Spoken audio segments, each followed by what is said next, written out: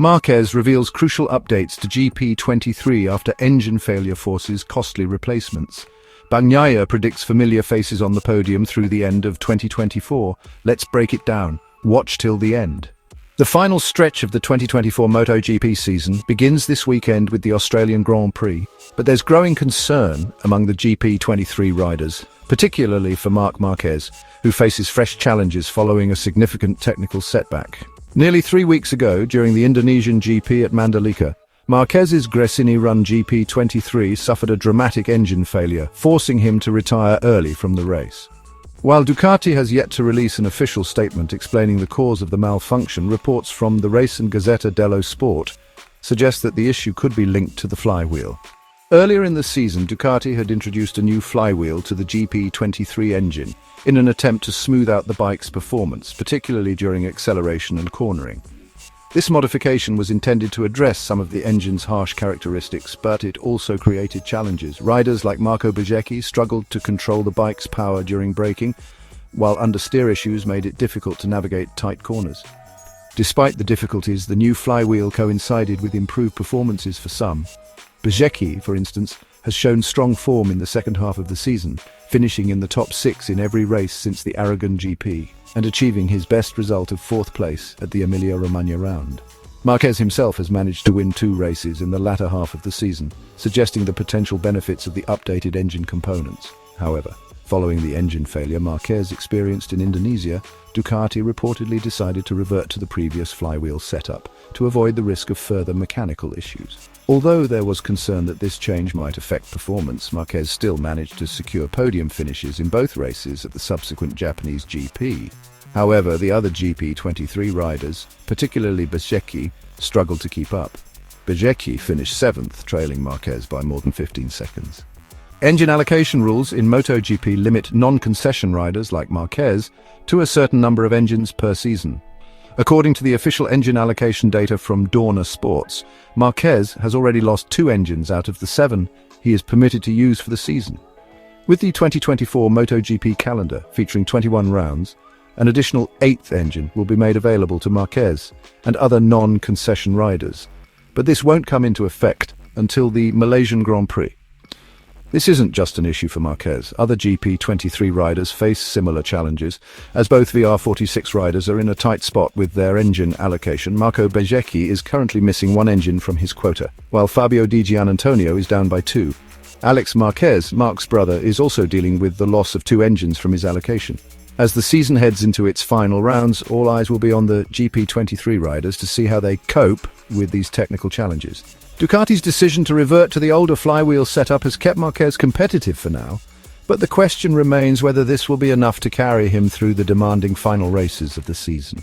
Japanese Grand Prix winner Francesco Bagnaia has tempered the expectations of MotoGP fans, cautioning them not to anticipate any drastic changes in the pecking order between now and the final race of the season in Valencia. The reigning champion believes that the primary contenders will remain unchanged and consist of the same group of riders who dominated Sunday's 24-lap race at Motegi. These include Pramac Ducati's Jorge Martin, Bagnaia himself, factory Ducati teammate Enea Bastianini, and Gresini Ducati's Marc Marquez. Together they currently occupy the top 4 spots in the championship standings, highlighting their consistent performance throughout the season. Bagnaia's assessment follows his observation of a significant gap between the top 4 riders and the rest of the field. During the Grand Prix, the leading quartet finished within 5 seconds of each other, showcasing their competitive pace. In contrast, there was a staggering 13.6-second gap between 4th-placed Bastianini and 5th-placed Franco Morbidelli, underlining the dominance of the top 4. If you look at the gap between the first 4 and 5th, it's incredible, said Bagnaia, who managed to reduce his points deficit to Martin from 21 to just 10 in Japan. The top 4 riders have an incredible pace, and I think it will stay that way until Valencia. Today, our pace was outstanding. I think we were much faster than the last time we had a dry Grand Prix here at Motegi 2 years ago. While Bagnaia's remarks centered around the top 4 riders from this race, he is also likely considering KTM's Pedro Acosta as a potential threat in the remaining rounds. Acosta, despite being 6th in the championship standings, showcased his capabilities by securing pole position in Japan and continued his upward trend with his most competitive weekend to date. However, the 20-year-old Spaniard's eagerness to push the limits and beat the Ducati riders led to unfortunate crashes in both races, preventing him from capitalizing on his strong qualifying performance. The competition among this elite group of riders is as intense as ever, with razor-thin margins separating them. Bagnaia knows that to gain any advantage in the upcoming Grand Prix events, a flawless weekend, like the one he achieved in Japan, will be essential. This weekend started on the right foot, and we need to use it as a model for the next races, said Bagnaia. We have to replicate what we did, work perfectly, and always aim to give our best during the race. Today everything went smoothly, and that's exactly what we need to keep doing. I'm determined to defend my title. I need to keep collecting points without taking unnecessary risks. It's about staying focused, believing in ourselves, and never giving up. Marquez, who has been part of this tight battle at the top, also shared his perspective on the intense competition. If we get everything right and are perfect, we can stay up front, said Marquez, but it's tough to catch them when they start to pull away. I tried during the race, but I overshot turn 1 and that mistake cost me. After that, I focused on managing Bagnaia, who gave me quite a scare on the final lap. Let's see if we can return to strong qualifying form. We haven't managed that since Aragon, and starting on the front row makes all the difference. The rivalry among the top contenders is not just about skill, but also strategy. Jorge Martin, who currently leads the championship, has maintained his position by being consistent, but the pressure is mounting as the points gap narrows.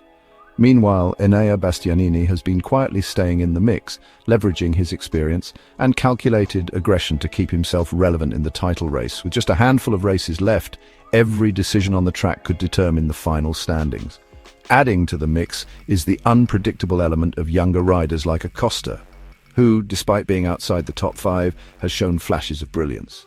The Spaniard's aggressive style and raw speed make him a wild card who could disrupt the status quo and add another layer of complexity to the title chase. As the season edges closer to its conclusion, the battle at the top is only intensifying.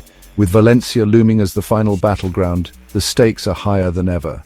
The slightest mistakes could shift the balance, and perfect execution might just crown a new or reigning champion. For Bagnaia, Martin, Marquez and the rest of the contenders, every corner and every lap will matter more than ever. MotoGP fans are in for a treat as this thrilling fight for supremacy promises to deliver excitement and drama until the very last lap in Valencia. The season's endgame is upon us and the tension is palpable. Who will emerge victorious? Will Bagnaia defend his crown, or will Martin clinch the title?